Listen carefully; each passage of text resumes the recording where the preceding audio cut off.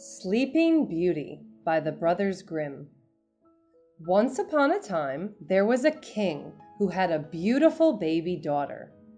He invited all the fairies in the kingdom to come to the christening, but unfortunately, there was one that he forgot to invite.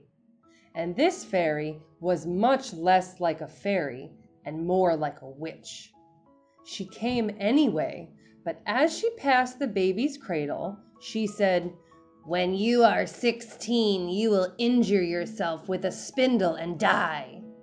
"Oh no!" screamed the king in horror. A good fairy quickly chanted a magic spell to change the curse as best as she could. When the princess hurts herself, she will fall into a very deep sleep instead of dying.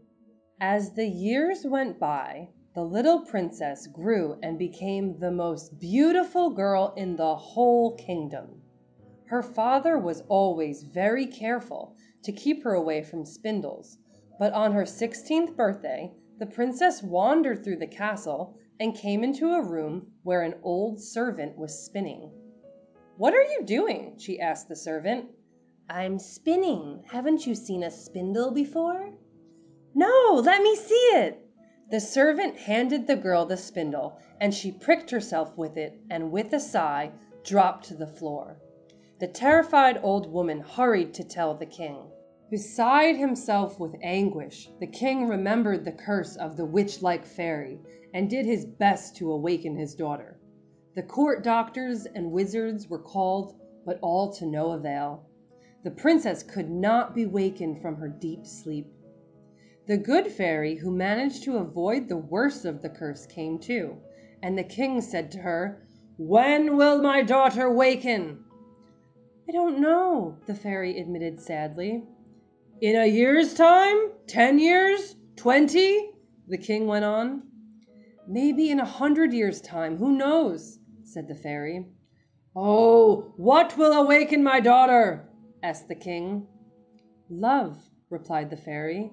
"If a man of pure heart were to fall in love with her, that would bring her back to life."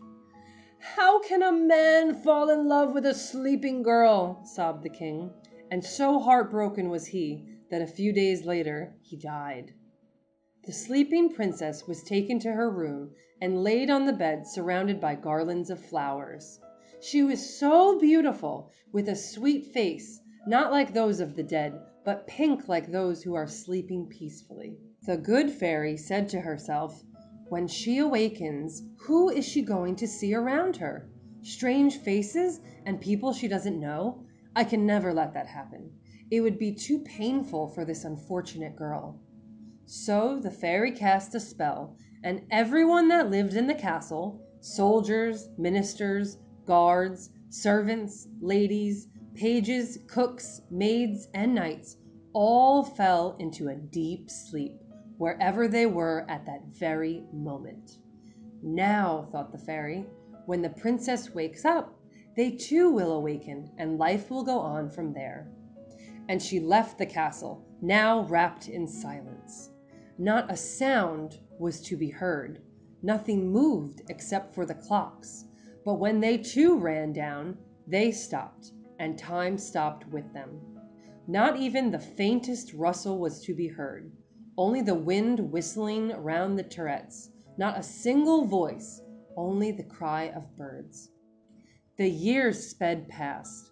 In the castle grounds, the trees grew tall. The bushes became thick and straggling. The grass invaded the courtyards, and the creepers spread up the walls. In 100 years, a dense forest grew up. Now, it so happened that a prince arrived in that kingdom. He was the son of a king in a country close by. The prince was young, handsome, and melancholy. One day, while wandering on his trusty steed, he arrived at the dark forest. Being adventurous, he decided to explore it. He made his way through slowly and with a struggle, for the trees and bushes had grown in a thick tangle. Hours passed, and he was about to turn his horse and go back, but he thought he could see something through the trees. He pushed back the branches. There in front of him stood a castle with high towers. The young man stood stock still in amazement. "I wonder who this castle belongs to," he thought. The young prince rode on towards the enormous fortress. The drawbridge was down, and holding his horse by the reins, he slowly crossed over it. Immediately, he saw the inhabitants of the castle standing still all over the steps, the hall, and courtyard, and said to himself, "Good heavens, they're dead!" But in a moment, he realized that they were sound asleep. "Wake up! Wake up!" he shouted, but nobody moved. Still thoroughly astonished, he entered the castle and again discovered more people lying fast asleep on the floor. As though led by a hand in the complete silence, the prince finally reached the room where the beautiful princess lay fast asleep. For a long time he stood gazing at her face, so full of serenity, so peaceful, lovely, and pure. Overcome by emotion, he went close, lifted the girl's little white hand, and gently kissed it. At that kiss, the princess suddenly opened her eyes and awoke from her long, long sleep. The spell was broken. Seeing the prince beside her, she murmured, "Oh, you have come at last! I was waiting for you in my dream. I've waited so long." The princess rose to her feet, holding out her hands to the prince. Slowly, the whole castle began to wake up too. Everybody rose to their feet, and they all gazed around in amazement, wondering what had happened. When they finally realized, they rushed to the princess. A few days later, the castle that shortly before stood in silence now rang with the sound of singing, music, and happy laughter at the great party given in honor of the prince and princess, who were getting married, and they lived happily ever after. The end. If you want to sign up for one-to-one online courses at Langmaster, click on the link below. These online courses are designed to cater to individual needs and provide personalized learning pathways. Thanks for tuning in to one of our fairy tales here at Langmaster Learning System with me, Amanda. Remember to like, share, and subscribe to our channel. Catch you next time.